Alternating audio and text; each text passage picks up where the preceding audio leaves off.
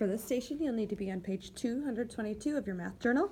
You will also need square pattern blocks. You can work either with a partner or a small group or by yourself, but if you work by yourself, you will probably not have enough blocks, so I suggest working as a group.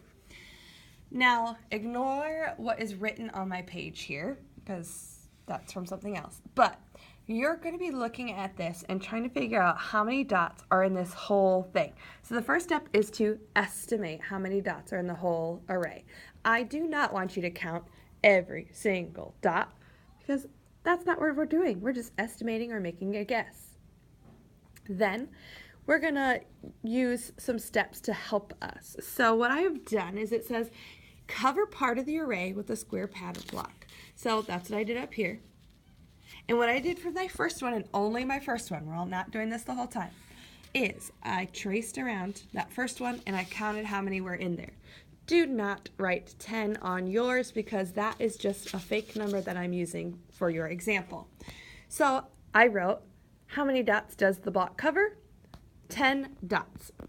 So now, our next step, cover the array, use as many square pattern blocks as you can. Do not go over the borders of the array. How many blocks did you use? So you'll just go ahead. We're not tracing it each time. We're just trying to see how many blocks it takes. And so there's 4, and I would keep going and then count up how many blocks and write that number in B. Then we have to use the number from here and the number from here to figure out how many arrays, or about how many how many dots are in the array. You could be, if there were 10, 20, 30, 40, and however many dots you have, you can multiply these two numbers, or you could add this number this many times.